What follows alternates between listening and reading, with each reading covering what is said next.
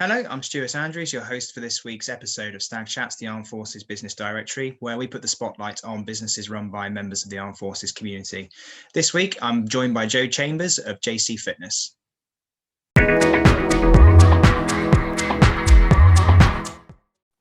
Hi, Joe. Thanks ever so much for joining me this afternoon. To get us started, can you give us a bit of a background about yourself, please? Yeah, I'm Joe. I am a military wife and mum, and I am the business owner of JC Fitness, personal trainer and fitness instructor. And so, you give us a bit of information about your relationship to the Armed Forces.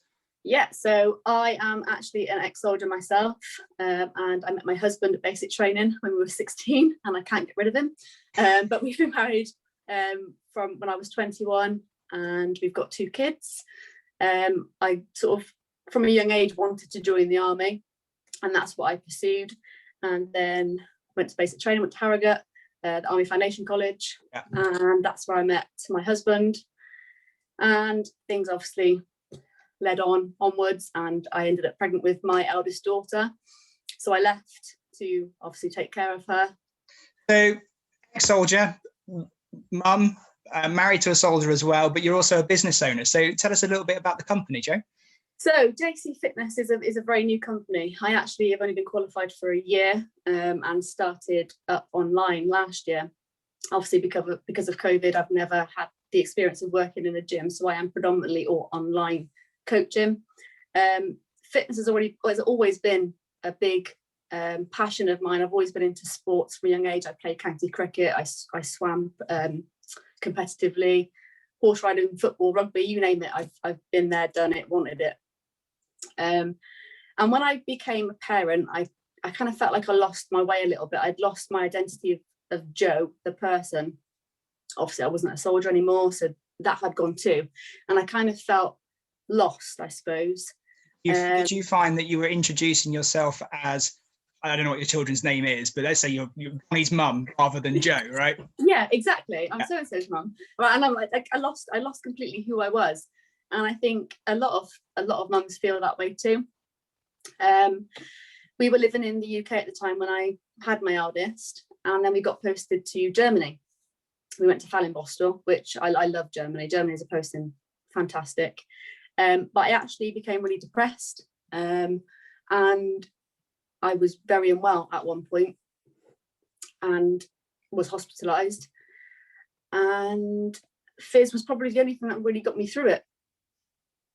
So the motivations to starting your company weren't necessarily financial, but no way. No, for me, it's not about the money. It's definitely for helping people, as many sort of people as I can, and not just changing their weight or how they look, but how they feel.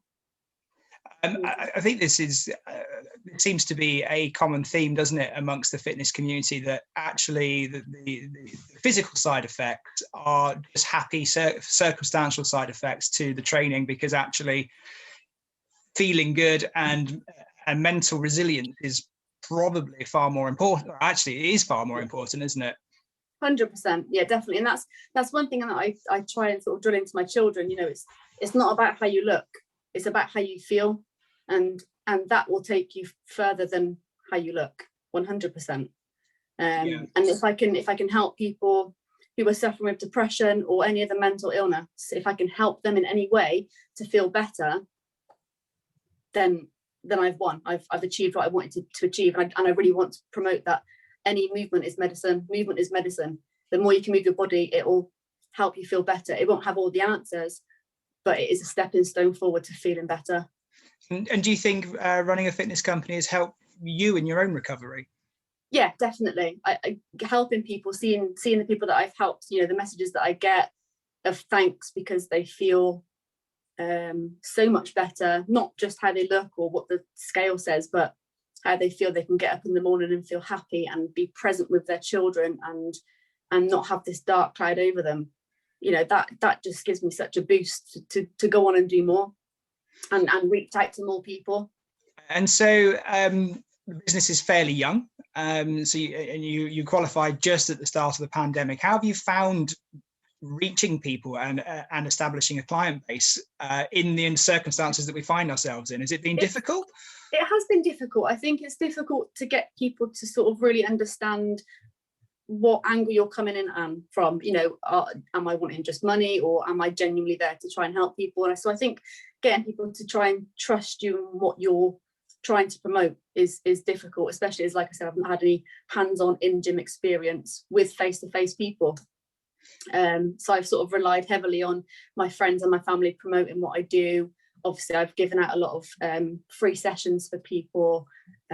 During lockdown last year, I actually coached quite a lot of people for free, just to get the experience for myself, but also to try and help people through that dark phase too. Obviously, the lockdown was completely new to all of us.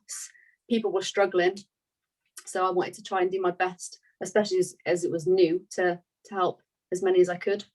Do you think running those free trials has helped break down those trust barriers, so that it's given people the opportunity to invest some time in you without any risk to them, and actually they've come out the back of it with those trust cues?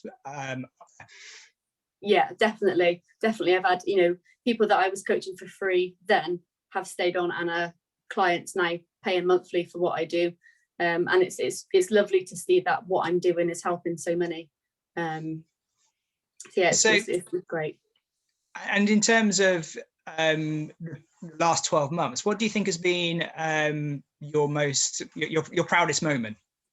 My proudest moment, oh goodness, there's been a few, but I think it's going to have to be hearing my children speak about what I do to their teachers and their friends. Like my eldest especially, it's like, oh, my mum's a club size instructor, oh, my mum's a personal trainer, she can get me to do this, and we go out and do that. And because I try and implement a lot of fitness stuff with my kids, we go out for daily walks, and, you know, trying to educate them to make better choices for when they're older. They understand about their body and how to make themselves feel better. So listening to my kids tell their friends and their teachers about what I do and how many people I've helped and what I'm up to it's lovely. It's lovely to know that I'm inspiring them. That must give you a nice warm fuzzy feeling.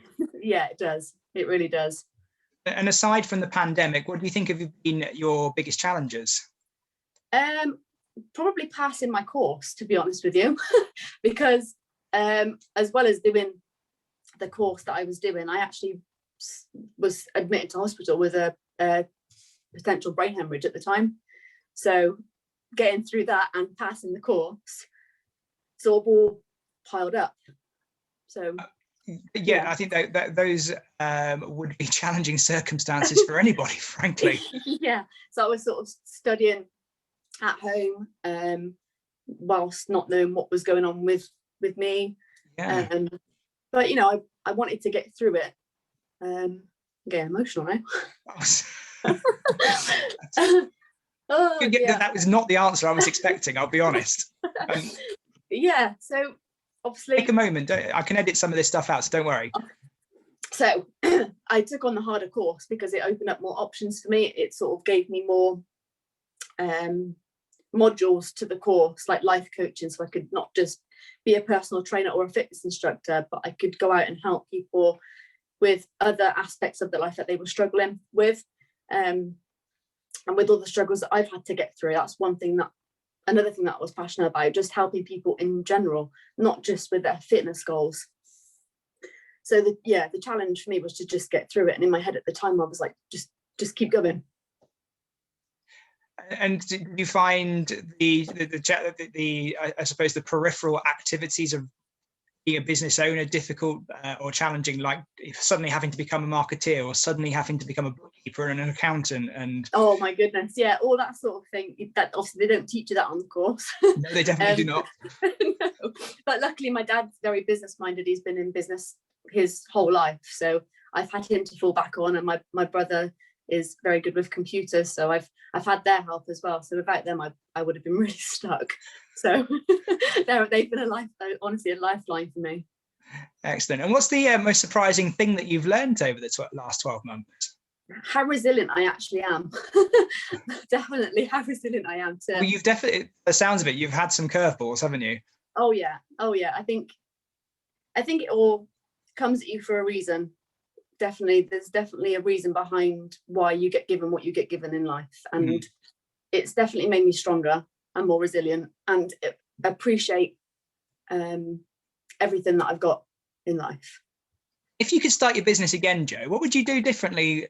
I would do it sooner. I would go into it a lot sooner than what I have done. Definitely. That's one of the things I always say to my husband, I wish I'd done this sooner, because I just love it. I absolutely love what I do.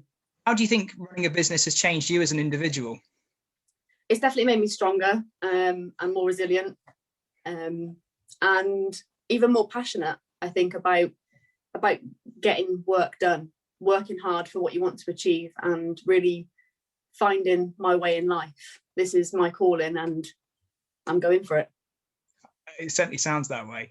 And how do you, obviously you're really passionate about what you do, and no doubt that's going to be taking up a lot of your time. How do you find the balance between being a mum, a wife to a soldier, as well as a business owner? How's that work-life balance working for you? Have you seen circus clients when they're juggling? I'm not a circus client. I can't juggle that well. Are you dropping the proverbial ball every 5 seconds? Very occasionally. But I think, again, that's just something else that comes with growth and learning, and, you know, curveballs. They come at you sometimes, and it's just finding that right balance of being Jo the mum, Jo the person, Jo the business person, and Jo the wife. And it's difficult juggling it sometimes. It really is. And I feel sometimes my kids maybe miss out on time with me, but on the flip side, I know that if I wasn't working as hard, I wouldn't be able to provide what I do for them. And I know that I'm making them proud by doing what I do. And it's just finding the time to switch off. Right, I'm not answering my phone today, the phone's going in a drawer, and I'm going to be Jo the mum, because they deserve my full attention for X amount of time, you know. And I think people should definitely prioritize taking care for themselves and having that time to themselves, not just being a mum or a wife or a business owner, but being a person, being you, enjoying what you want to enjoy, a bath, a book, a walk, something that you enjoy. Take the time out for yourself, because life is so busy, and up here can get so busy. And if we don't switch off, it can all fall apart. And if you were going to give somebody some advice who was about to start a business, what would your top tip be? Just do it. Grab it by the balls and go and do it, because if you don't, you could be waiting forever, and that opportunity may not come around again. Just dive in, feet first, and go for it. Don't wait.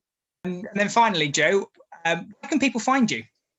So I've got my Facebook page, which is JC Fitness. I'm also on Instagram, which is JC Fitness 1-to-1, and my website, which is jcfitness.online.